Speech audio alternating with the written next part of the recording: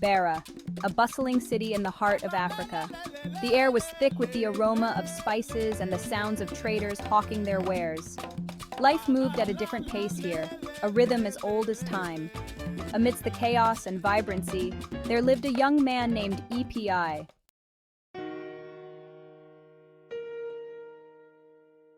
Leaving school was a turning point in Epi's life. The weight of responsibility fell upon his young shoulders. He knew he had to contribute, to help his family in any way he could. With a heavy heart, but determination in his eyes, EPI ventured into the bustling marketplace. The marketplace was a sensory overload for young EPI.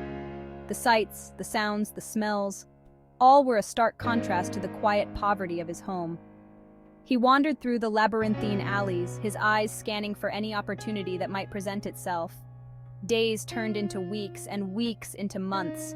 Epi's search for work proved to be a daunting task. He was young, inexperienced, and lacked any marketable skills. Rejection became a constant companion, each no chipping away at his already fragile hope. Yet, EPI refused to give up. One scorching afternoon, as EPI trudged back home, empty-handed and disheartened, he stumbled upon a peculiar sight. A large sign above a shop overflowing with building materials read, "Chief Okafo's Emporium." This, EPI would soon learn, was the beginning of a new chapter in his life.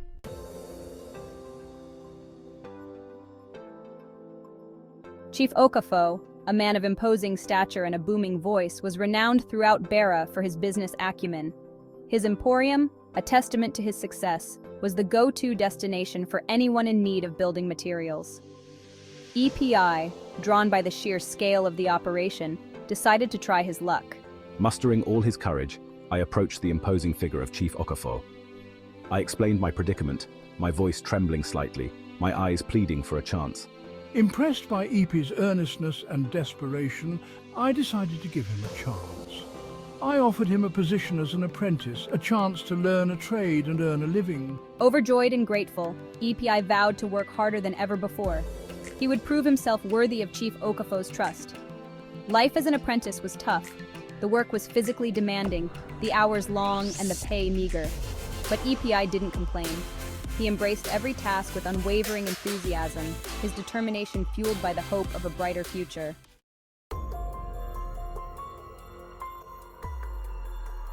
As the days turned into weeks, Epi's hard work and dedication did not go unnoticed.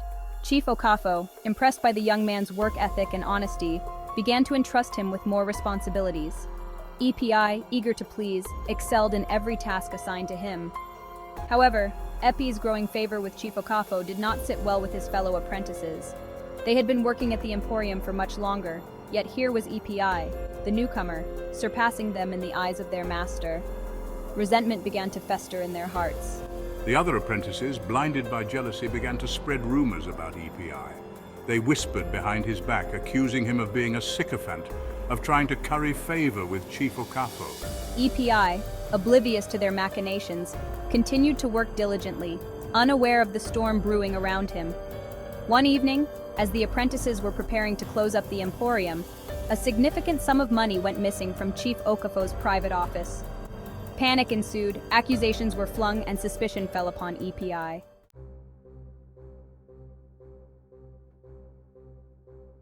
The missing money caused an uproar in the Emporium.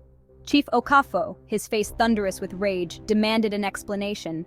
They claimed to have seen him lurking near the office, his eyes filled with greed. I've never stolen anything in my life. Why would I throw away the opportunity that Chief Okafo had given me? I have nothing to hide. Search his meager belongings. But fate, it seemed, had other plans. When Chief Okafo's men searched Epi's belongings, they found the missing money hidden amongst his clothes. The sight of the money sent a collective gasp through the onlookers. The other apprentices smirked, their plan having worked perfectly. EPI, his face pale with shock and disbelief, could only stare at the money as if it were a venomous snake.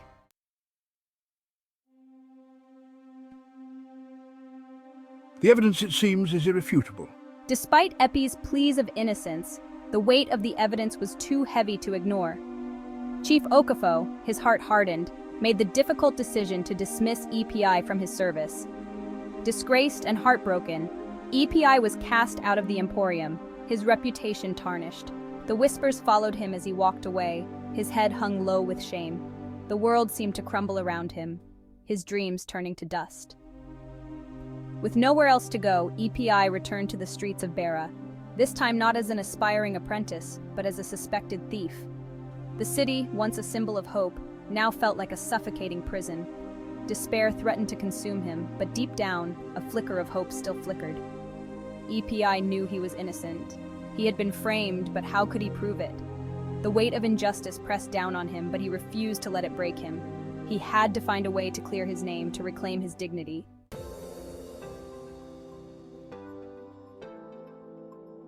Cast out and adrift, EPI wandered the crowded marketplace, his heart heavy with despair. The once familiar sights and sounds now mocked his misfortune. He was lost, alone, and branded a thief. How could he ever hope to rebuild his life? Days turned into nights, and still EPI found himself no closer to clearing his name. Hunger gnawed at his stomach, a constant reminder of his predicament. He had to find a way to survive, to earn enough to keep body and soul together. One day, as EPI trudged through the marketplace, his eyes fell upon a woman selling ripe plantains from a makeshift stall. The aroma of the sweet fruit filled the air, stirring a memory deep within him. His grandmother, back in his village, used to make the most delicious fried plantains. An idea sparked in Epi's mind. I could sell plantains. It wouldn't be much, but it's a start. I could earn enough to buy food and maybe, just maybe, save enough to start a new life. With newfound determination, EPI set about acquiring a small basket and a few bunches of plantains.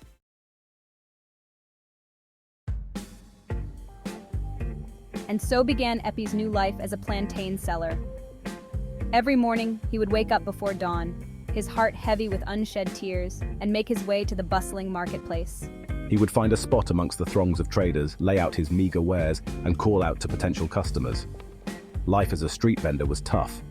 The sun beat down mercilessly, the competition was fierce, and customers were often demanding and miserly. But EPI persevered. He had known true hardship, and this, he told himself, was just another obstacle to overcome.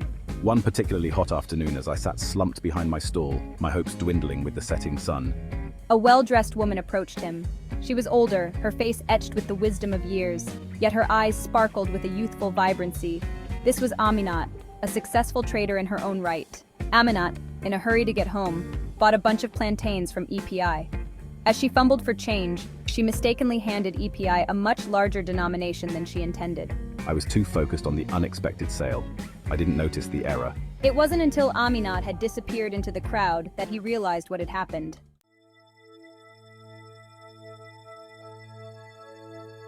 EPI stared at the money in his hand, his heart pounding in his chest. It was more money than he had seen in months, enough to buy several baskets of plantains, enough to ease his burdens, at least for a little while. I know the right thing to do, even if it means remaining trapped in my current predicament. I have been falsely accused once, and I will not stoop to such a level, no matter how desperate my circumstances. Temptation whispered in my ear, urging me to keep quiet, to pocket the money and pretend it never happened. But I'm not a thief. The next day, EPI returned to the marketplace, his heart heavy with a mix of apprehension and determination. He had no way of knowing if he would find the woman he had encountered the previous day, but he had to try. He owed her that much. As fate would have it, Aminat was at her usual spot in the marketplace. Mustering all my courage, I approached her and explained the situation. To his surprise, Aminat's face softened into a warm smile.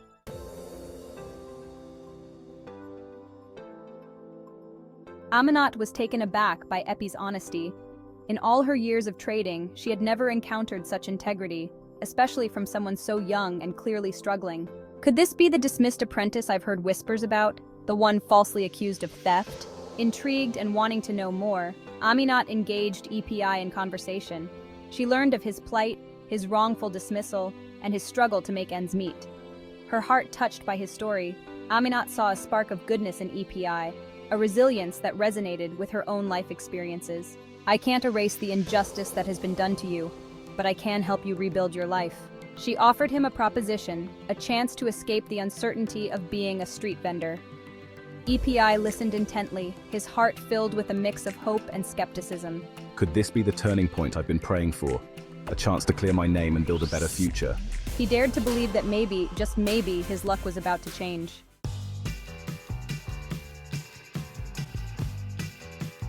Aminat, her heart moved by Epi's honesty and resilience, decided to extend a helping hand. She had a proposition, one that could change Epi's life forever. I propose to set you up with a proper plantain stall in the heart of the marketplace. A stall of my own? This is beyond my wildest dreams. Epi stammered, trying to express his gratitude, but words failed him. Aminat, with a reassuring smile, urged him to think about her offer. Her proposal wasn't driven solely by charity. She saw potential in Epi, a hard-working and honest young man who deserved a chance to succeed. I know that with a little support, you can turn your life around. I accept your generous offer. This was a turning point, a chance to rebuild his life, to escape the shadow of false accusations, and to create a better future for himself.